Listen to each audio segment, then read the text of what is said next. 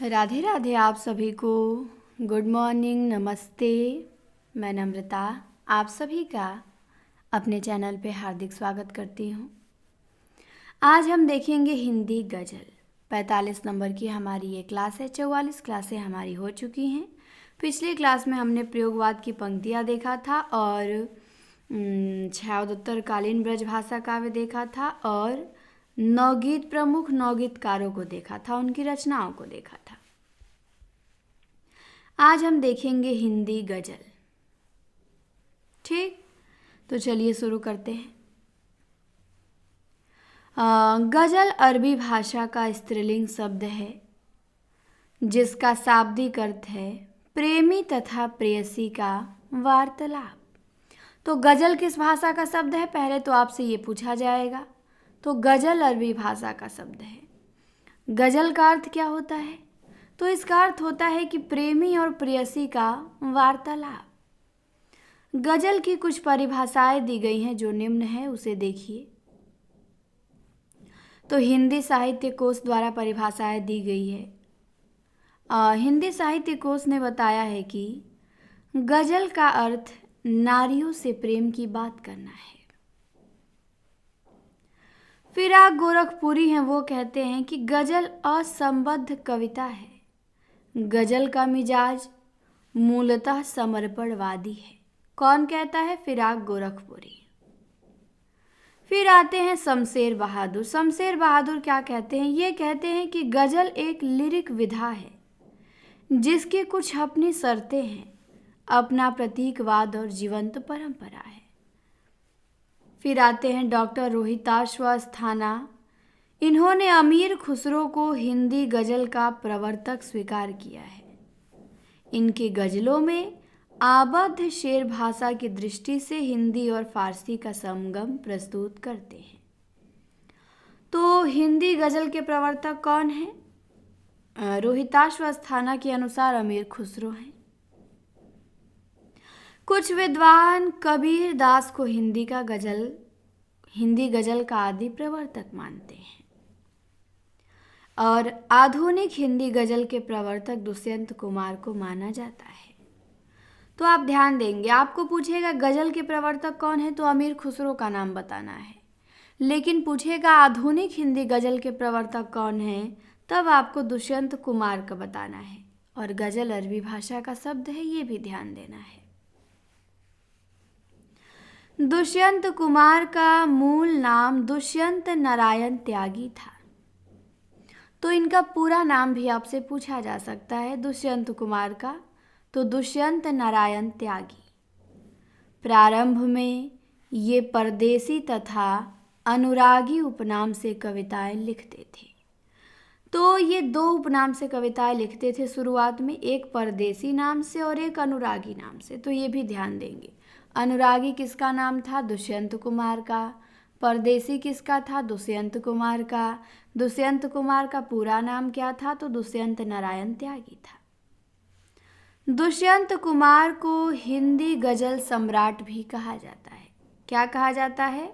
हिंदी गज़ल सम्राट। हिंदी के कुछ महत्वपूर्ण गज़ल संग्रह हैं जो कि निम्नांकित हैं, उनको देख लीजिए। तो रामेश्वर शुक्ल अंचल का गज़ल संग्रह है इन आवाज़ों को ठहरा लो। अंचल ने क्या लिखा है? इन आवाज़ों को ठहरा लो। फिर हरे कृष्ण प्रेमी है, ये लिखते हैं रूप दर्शन रूपरेखा। फिर शमशेर बहादुर सिंह है, इनका गज़ल संग्रह है सुकून की तलाश में। त्रिलोचन शास्त्री का गज़ल संग्रह है गुलाब और बुलबुल। दुष्यंत कुमार का है साए में धूप। गोपाल दास नीरज का है नीरज की पाती। रामदरस मिश्र का है हंसी ओठ पर आंखें नम हैं, बाजार को निकले हैं लोग। तो दो गज़ल संग्रह रामदरस मिश्र का है, पहला तो हंसी ओठ पे आंखें नम है, दूसरा बाजार को निकले हैं लोग। कुंवर बेचैन के 4 गज़ल संग्रह हैं। पहला है सामियाने कांच के, पत्थर की बांसुरी, महावर इंतजारों का रसिया पानी की। फिर राम कुमार कृषक है, इन्होंने लिखा है नीम की पत्तियां। माधव मधुकर हैं, ये लिखते हैं सूर्य का सवाल, आग का राग। ज्ञान प्रकाश विवेक लिखते हैं धूप के हस्ताक्षर। अदम गोंडवी लिखते हैं धरती की सतह पे समय में मुठभेड़। और विज्ञान व्रत ने लिखा है बाहर धूप खड़ी है, चुप की आवाज जैसे कोई लौटेगा। तो ये विज्ञान व्रत का है। महेश अस्क ने लिखा है राख की जो परत अंगारों पर है। राजेश रेड्डी का है उड़ान वजूद आसमान से आगे। और देवेंद्र कुमार आर्य का है किताब के बाहर। तो ये हमने देखा गजल संग्रह। अब आपको याद किसको किसको करना है वो मैं बता देती हूँ। देखने के तो हमने देख लिया बहुत सारा। तो याद किसको किसको करना है? रामेश्वर शुक्ल अंचल का याद करना है, इन आवाज़ों को ठहरा लो। शमशेर बहादुर सिंह का याद करना है, सुकून की तलाश में गज़ल। त्रिलोचन का गुलाब और बुलबुल याद रखना है। दुष्यंत कुमार का साए में धूप याद रखना है। रामदरस मिश्र का हंसी ओठ पे आंखें नम है और बाजार को निकले हैं लोग, ये याद रखना है। कुंवर बेचैन का सामियाने कांच के, पत्थर की बांसुरी, महावर इंतजारों का रस्सियां पानी की याद रखना है। और इसके बाद आपको नहीं ध्यान देना है। ठीक, देवेंद्र कुमार आर्य का किताब के बाहर ध्यान दे सकते हैं पर उतना मुश्त नहीं है। तो बस इतने लोगों का आपको क्या करना है, याद रखना है गजल संग्रह। ठीक, चलिए आगे देखते हैं। हिंदी गज़ल के कुछ चर्चित शेर हैं, उनको देख लेते हैं। तो पहले तो जो गज़ल के प्रवर्तक हैं खुसरो, उन्हीं का एक गज़ल देखेंगे हम लोग। क्या लिखते हैं ये? तो लिखे हैं कि सबाने हिजरा दराज यूं, जुल्फ बरोजे वसला चू उम्र कोताह, सखी पिया को जो ना मैं देखूं तो कैसे काटूं अंधेरी रतिया। तो ये खुसरो का गज़ल है कि सखी पिया को जो मैं न देखूं तो कैसे काटूं अंधेरी रतिया। प्रसाद जी हैं, प्रसाद जी का देखिए ये क्या लिखते हैं। तो ये लिखते हैं कि सरासर भूल करते हैं उन्हें जो प्यार करते हैं, बुराई कर रहे हैं और अस्वीकार करते हैं, उन्हें अवकाश ही इतना कहाँ है मुझसे मिलने का, किसी से पूछ लेते हैं ये उपकार करते हैं। तो प्रसाद जी का गज़ल है सरासर भूल करते हैं उन्हें जो प्यार करते हैं, बुराई कर रहे हैं और अस्वीकार करते हैं, उन्हें अवकाशी कहाँ मुझसे मिलने का, किसी से हाल चाल पूछ लेते हैं यही उपकार करते हैं। अब इसके बाद गोपाल दास नीरज हैं, इन्होंने भी 2 गज़ल लिखा है। पहला गज़ल देखिए। समय ने जब अंधेरों से दोस्ती की है, समय ने जब अंधेरों से दोस्ती की है, जला के अपना ही घर हमने रोशनी की है। तो गोपाल दास नीरज कहते हैं कि जला के अपना ही घर हमने रोशनी की है। दूसरी पंक्ति देखिए नीरज की। बदन पे जिसके सराफत का पैरहन देखा, बदन पे जिसके सराफत का पैरहन देखा, वो आदमी भी यहाँ हमने बदचलन देखा। तो ये गोपाल दास नीरज के गज़ल थे। रामदरस मिश्र का है, इनके भी एक गज़ल हैं। लिखे हैं बाजार को निकले हैं लोग बेच के घर को, क्या हो गया है जाने आज मेरे शहर को। तो रामदरस मिश्र ने लिखा है कि बाजार को निकले हैं लोग बेच के घर को, न जाने क्या हो गया है आज मेरे शहर को। कुंवर बेचैन है, इनके भी 2 गज़ल हैं। ये क्या लिखते हैं? ये लिखते हैं कि अपने मन में ही अचानक यूं सजल हो जाएंगे, क्या खबर थी आपसे मिलके गज़ल हो जाएंगे। तो ये कुंवर बेचैन लिखते हैं कि अपने मन में ही अचानक यूं सजल हो जाएंगे, और क्या खबर थी कि आपसे मिलके गजल हो जाएंगे। फिर दूसरा गजल इनका है, जब तेरी याद ने सीने से लगाया मुझको, जब तेरी याद ने सीने से लगाया मुझको, याद आकर भी कोई याद ना आया मुझको। तो ये कुंवर बेचैन के गजल थे। तो इस प्रकार हमने 4-5 कवियों के जो गजल थे वो देख लिया। अब दलित कविता का विकास देखेंगे। गजल हमारा हो गया, अब आती है दलित कविता। तो संत रैदास को हिंदी का प्रथम दलित कवि माना जाता है।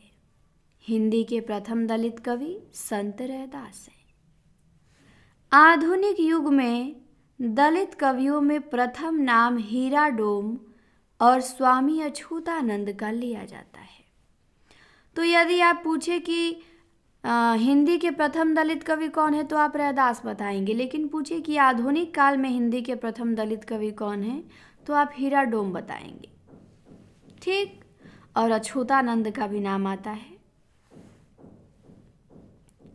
फिर है आगे कि वास्तव में दलित विद्वानों ने सन 1914 ईस्वी में सरस्वती पत्रिका में प्रकाशित हीरा डोम की कविता अछूत की शिकायत को हिंदी की प्रथम दलित कविता माना है। तो हिंदी के प्रथम दलित कवि रैदास, आधुनिक युग के प्रथम दलित कवि हीरा डोम और हिंदी की प्रथम दलित कविता अछूत की शिकायत 1914 सरस्वती पत्रिका में प्रकाशित होती है। तो हिंदी में प्रकाशित कुछ अन्य दलित काव्य संग्रह हैं और कवि हैं, उनको देख लीजिए। जैसे हीरा डोम है, इन्होंने अछूत की शिकायत 1914 में लिखा। बिहारी लाल हरित हैं, इन्होंने अछूतों का पैगंबर लिखा और लिखा कि चमार हूँ मैं।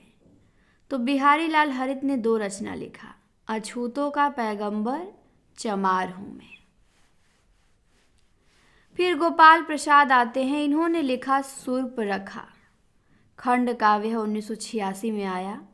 तो सूर्पणखा खंड काव्य गोपाल प्रसाद ने लिखा। फिर हीरामन दलित काव्य है, डॉक्टर धर्मवीर ने लिखा। हीरामन किसने लिखा? तो डॉक्टर धर्मवीर ने। फिर ओम प्रकाश वाल्मीकि हैं, इन्होंने लिखा सदियों का संताप, बस बहुत हो चुका अब और नहीं। तो ओम प्रकाश वाल्मीकि ने 3 बड़ी अच्छी अच्छी रचनाएं लिखी हैं, तीनों को आपको ध्यान देना है। सदियों का संताप, बस बहुत हो चुका अब और नहीं। मनसाराम विद्रोही हैं, इन्होंने दलित 50 लिखा है। मलखान सिंह है, इन्होंने लिखा है सुनो ब्राह्मण। जयप्रकाश करदम है, ये लिखते हैं गूंगा नहीं था मैं। क्या लिखते हैं करदम? कि गूंगा नहीं था मैं। करमशील भारती हैं, ये लिखते हैं कलम को दर्द कहने दो। सुशीला टकभोरे हैं, इन्होंने लिखा है कि स्वाति बूंद और खारे मोती, तुमने उसे कब पहचाना। तो सुशीला टकभोरे का है स्वाति बूंद और खारे मोती, तुमने उसे कब पहचाना। सोहन पाल सोमनाक्षर ने लिखा है सिंधु घाटी बोल उठी, सिंधु घाटी बोल उठी। शिवराज सिंह बेचैन ने लिखा है नई फसल क्रौच हूं मैं। कमल भारती ने लिखा है तब तुम्हारी निष्ठा क्या होती। एन सिंह ने लिखा है दर्द के दस्तावेज सतह से उठते हुए। कुसुम वियोगी ने लिखा है टुकड़े टुकड़े दंश व्यवस्था के विस्तर। निर्मला पुतुल ने लिखा है अपने घर की तलाश। पुरुषोत्तम सत्य प्रेमी ने लिखा है द्वार पे दस्तक। रजनी तिलक ने लिखा है करोड़ों पद चाप हूं। दयानंद बटरोही ने लिखा है यातना की आंखें। सीबी भारती का आक्रोश है। सुखवीर सिंह का बयान बाहर है। लक्ष्मी नारायण सुधाकर का उत्पीड़न की यात्रा है। श्याम सिंह शशि का एकलव्य और अन्य कविताएं हैं। सूरजपाल चौहान का प्रयास है क्यों विश्वास करूं। भीम सागर का है हम आज़ाद हैं, सुदेश तनवर का है रात के इस शहर में नियति नहीं यह मेरी, और इस कुमार गंगानिया का है हार नहीं मानूंगा, और चिरंजी लाल कटारिया का है कि शब्द थके जरूर हैं, और मनोज सोनकर का है गजल गंध। तो इतना तो आपने ध्यान दिया। अब इसमें से आपको याद कौन कौन से करने हैं वो मैं बता देती हूँ। तो पहला तो हीरा डोम का अछूत की शिकायत याद करना है। बिहारी लाल हरित का याद कर सकते हैं, अछूतों का पैगंबर चमार हूँ मैं। गोपाल प्रसाद का सुपड़खा याद करना है। डॉक्टर धर्मवीर का हीरा मन याद करना है। ओम प्रकाश वाल्मीकि का तीनों याद करना है। सदियों का संताप बस बहुत हो चुका अब और नहीं। जयप्रकाश करदम का गूंगा नहीं था मैं याद करना है। फिर सुशीला टकभोरे का याद करना है, स्वाति बूंद और खारे मोती। फिर शिवराज सिंह बेचैन का याद करना है, नई फसल क्रोच हूं मैं। उसके बाद आपको याद करना है कुसुम वियोगी का टुकड़े टुकड़े दंश और व्यवस्था के विषधर। निर्मला पुतुल का याद करना है अपने घर की तलाश। और इसके बाद आपको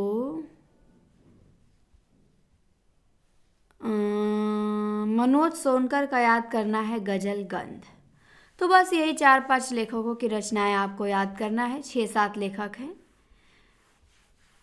तो गजल हमारा दलित काव्य हमारा यहीं पे समाप्त होता है। अब हम क्या देखेंगे, अगली क्लास हमारी होगी, ये 45 नंबर की क्लास थी। 46 नंबर की क्लास जो कल मिलेगी आपको, उसमें हम लोग गद्य विधा स्टार्ट करेंगे। क्या स्टार्ट करेंगे? गद्य विधा। तो उसमें हम लोग गद्य विधा पढ़ेंगे। ये क्लास इतना ही हमारा समाप्त हुआ फाइनली। अब हम आ चुके हैं गद्य विधाओं में। तो कल से आपको विधाएं देखने को मिलेंगी जो कि बड़ी महत्वपूर्ण है। परीक्षा में के लिए गद्य विधा जो हम लोग इस किताब से पढ़ेंगे पर्याप्त है। तो क्लास को लाइक शेयर सब्सक्राइब करें और क्लास कैसी लगी कमेंट में बताएं। फिर मिलेंगे हम आपसे कल इसके आगे के पार्ट गद्य विधा में। धन्यवाद।